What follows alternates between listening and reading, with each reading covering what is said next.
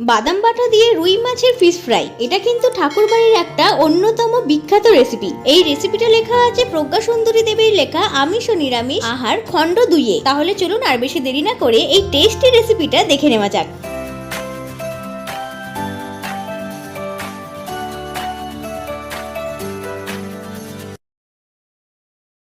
ঠাকুরবাড়ির এই রান্নাটা করতে গেলে প্রথমেই লাগবে কাঁচা বাদাম। এই কাঁচা বাদামগুলোকে প্রথমে গরম জলেতে 1 ঘন্টা মতো ভিজিয়ে রেখে দিতে হবে। এই কাঁচা বাদামগুলো 1 ঘন্টা মতো ভিজানো থাকুক। অন্যদিকে আগে মশলাটা বেটে নেওয়ার জন্য প্রথমেই আমি নিয়েছি একটা পেঁয়াজ, 1 টুকরো আদা, কয়েকটা রসুনের খোয়া আর 4টে কাঁচা লঙ্কা। এবার এই আদা, রসুন, পেঁয়াজগুলোকে আগে বেটে নেব। তবে হ্যাঁ, প্রজ্ঞা সুন্দরী দেবীর লেখা ঠাকুরবাড়ির এই আমিষ আর নিরামিষ আহার খণ্ড 2 অথবা খণ্ড 1 কোনোটাই আমার কাছে নেই। তবে এই রেসিপিটা আমি দেখেছি একটা দাদার কাছ থেকে, সেটাই দেখে আপনাদের সঙ্গে শেয়ার করলাম। যে বাদামগুলো আমি 1 ঘন্টা ধরে ভিজিয়ে রেখেছিলাম সেটাকে কিন্তু আমি মিক্সিতে বেটে নিয়েছি। তবে বাদাম বাটাটাকে কিন্তু এই রকমই রাখতে হবে, একদমই বেশি জল দেওয়া যাবে না। বইতে যেহেতু রুই মাছ লেখা আছে, তবে সেই মুহূর্তে আমার কাছে রুই মাছটা এসে পৌঁছায়নি, কাতলা মাছই বাবা পেয়েছিল। তো কাতলা মাছ দিয়েই আমি এই রেসিপিটা করে ফেলেছি। তো এবার মাছটাকে ভালো করে ম্যারিনেট করে নেবো। ম্যারিনেট করার জন্য প্রথমেই দিয়ে দেবো নুন, হলুদ, 1.5 চামচ মতো আদা রসুন পেঁয়াজ বাটা, দিয়ে দেবো 1.5 চামচ কাঁচা বাদাম বাটা, 1/2 চামচ গরম মশলা গুঁড়ো আর 1 চামচ টক দই।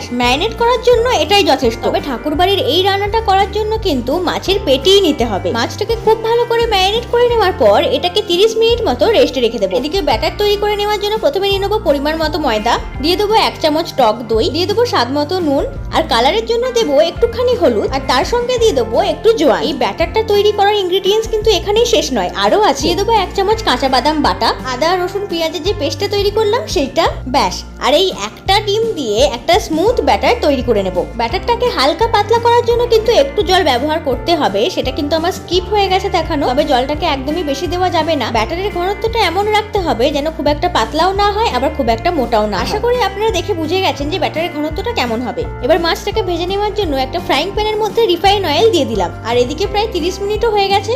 এবার এই ম্যারিনেট করে রাখা মাছটাকে ব্যাটারের মধ্যে এপিট ওপিট ডুবিয়ে গরম গরম তেলের মধ্যেই ছেড়ে দিতে হবে। তবে এই ফার্স্ট টাইম আমি এই ঠাকুরবাড়ির রেসিপিটা ট্রাই করলাম। রান্নাটা করতেও যেমন ভালো লাগলো আর এর স্বাদ তো অতুলনীয় ছিল। ব্যাস, মাছটার মধ্যে বেশ ভালো করে ব্যাটারটা লাগিয়ে দিয়েছি আর গরম তেলের মধ্যেও কিন্তু ছেড়ে দিয়েছি। তবে এখানে কিন্তু এটা মাথায় রাখতে হবে, গ্যাসের ফ্লেমটা কিন্তু একদম লোতে রাখতে হবে, যাতে মাছটাও কিন্তু ভেতরে ভেতরে ভালোভাবে ভেজে নেওয়া হয়। হাই ফ্লেমে অথবা মিডিয়াম ফ্লেমেতে রাখলে তো ওপরটাই শুধু লাল হবে, ভেতরটা তো কাঁচাই থেকে যাবে। সেই কারণেই একটু সময় ধরে ফ্লেমেতে ভাজলে কিন্তু খেতেও দারুণ লাগবে আর খুব ভালো করে রান্নাও হবে। সব মিলিয়ে প্রায় 15 থেকে 20 মিনিট মতো সময় লাগবে, তবে এর স্বাদ কিন্তু জিভে লেগে থাকবে। এই রেসিপিটা করতে কিন্তু একদমই বেশি সময় লাগে না, আপনারা কিন্তু বাড়িতে একবার হলেও ট্রাই করে দেখবেন। বাড়ির কোনো ছোটখাটো অনুষ্ঠান থাকলেও কিন্তু এটা স্টার্টার হিসেবে ইউজ করতে পারেন। তো এই ছিল আজকের রেসিপি। ভালো লাগলে কিন্তু অবশ্যই সাবস্ক্রাইব করো আর লাইক করতে একদম ভুলো না। দেখা হচ্ছে পরের ভিডিওতে। টাটা।